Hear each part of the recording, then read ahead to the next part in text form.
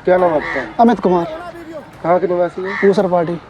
तो जो video viral हुआ था वो क्या मैटर था? पूरा मैटर बताइए।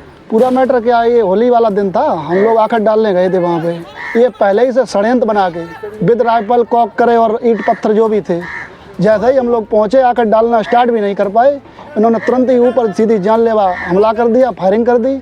हम लोग जैसे तैसे घर पे भाग के आए, घर में घुस गए, फिर भी इन्होंने ऊपर से कहीं छत से जब मैंने आए तहाँ से फायर की, जबकि मेरे घर में पिताजी ख़त्म हो गए थे अभी 10 दिन पहले। 13वीं थी 9 तारीख को, हमारी ना 13वीं हो पाई ना कुछ हो पाई। और अभी भी वो तमंचे लेके उनके लड़के घूम रहे हैं, दिन में 2-2 तमंचे लगा के। वो कह रहे हैं को नहीं, सबको मारेंगे, पूरे परिवार को।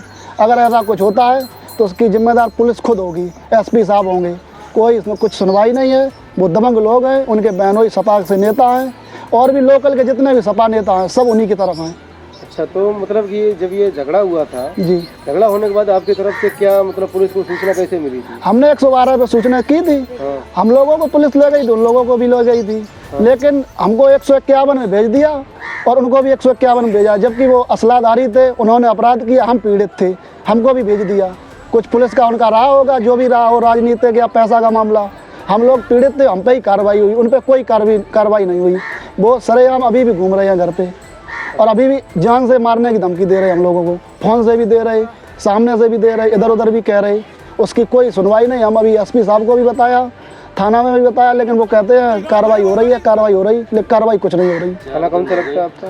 थाना अरवा कटवा। 4 दिन हो गए, अभी तक मुकदमा तक नहीं लिखा गया है।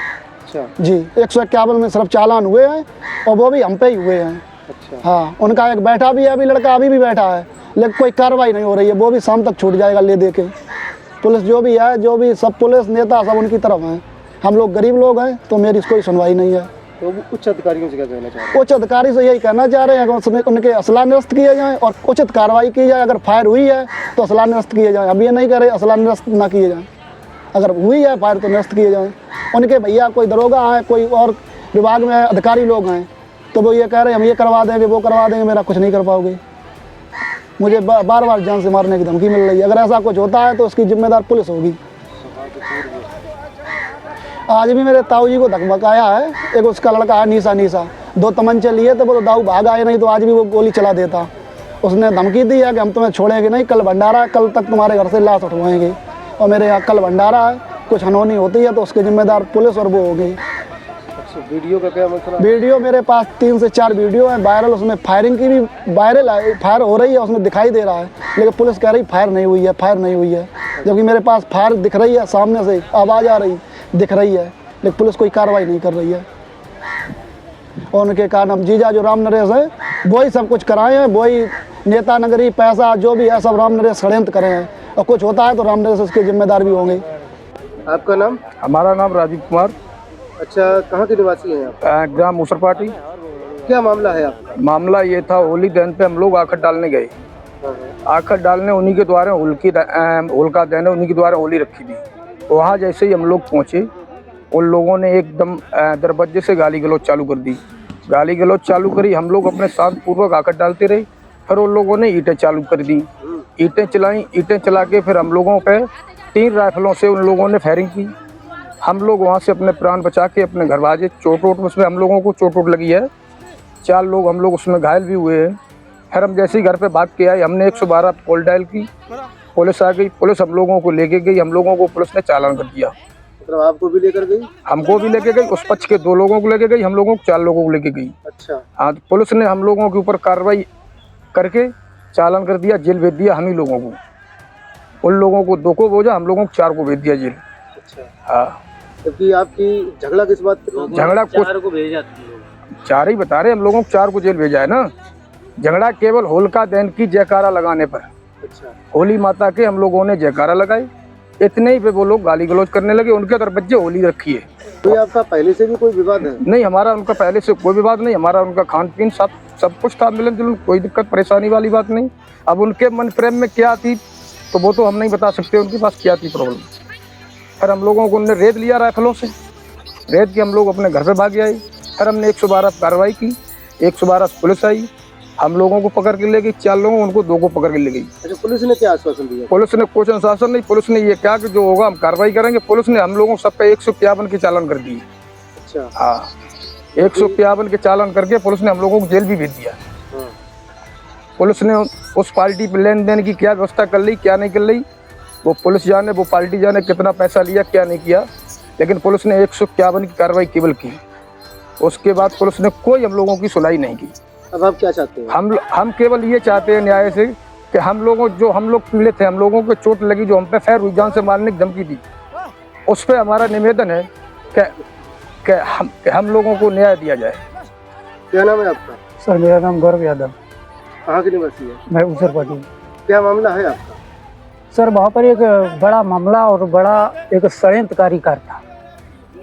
उन लोगों की पहले से योजना थी और एक दिन पहले मुझे गुप्त ये सूचना भी मिली कि अरविंद कुमार के बाग में इसकी मीटिंग हुई, लेकिन हम लोग अचूकता से या न समझ पाए उस बात को। इसमें अरविंद कुमार षड्यंत्रकारी थे। हमारे दाऊ के लड़का जो भाई साहब थे उनका देहांत हुआ था और उसमें वहाँ पर पबनी थी। हम लोग पबनी के माध्यम से सोचा कि होलिका के यहाँ पर आखिर डालकर भाई के यहाँ पर बैठेंगे।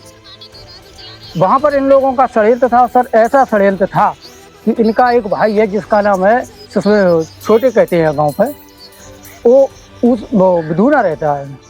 बिधूना सारी फैमिली के साथ रहता है, लेकिन षड्यंत्र के तहत उसने अपने 2 असले यहाँ दे रखी। हाँ, कोई उनकी यहाँ फैमिली नहीं।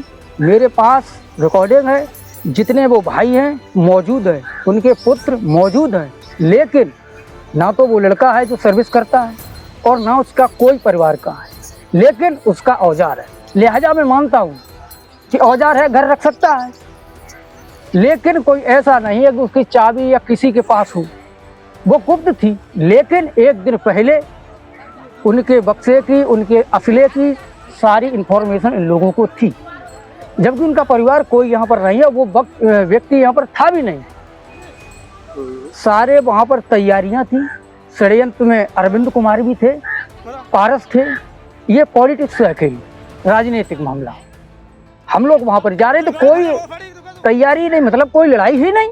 हमारे घर में ऐसी शौक की बात थी। जो वीडियो वायरल हुआ है, हाँ, उस पर क्या कहेंगे?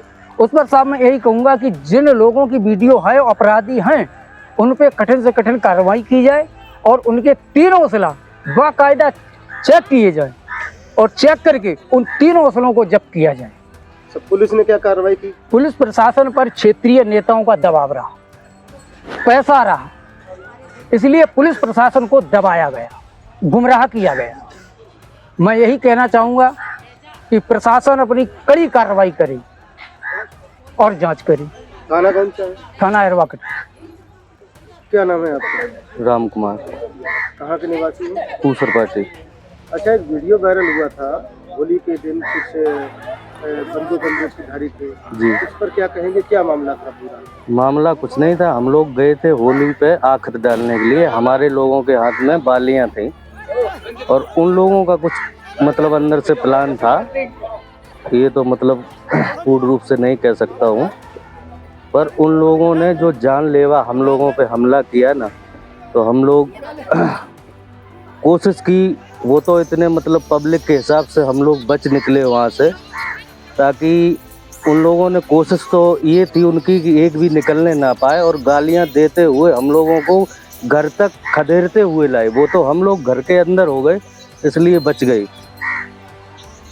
प्रशासन से ये गुजारिश है कि हम लोगों को उचित न्याय दिलाने की कृपा करें। थाना के द्वारा आपको क्या आश्वासन दिया गया, क्या कार्रवाई की गई? एरवा कटरा आश्वासन ये था कि उनके जो बहनोई हैं श्री राम नरेश ब्लॉक प्रमुखपुर, उनका कुछ वो सपा के नेता हैं, तो उनका मतलब दबाव रहा और कार्रवाई मतलब ढीली रही, मतलब प्रक्रिया ठीक से हुई नहीं। हम सारे लोगों का 151 में चालान कर दिया, दूसरे पक्ष का भी चालान किया 151 में, जबकि वो असला लैस थे। जी।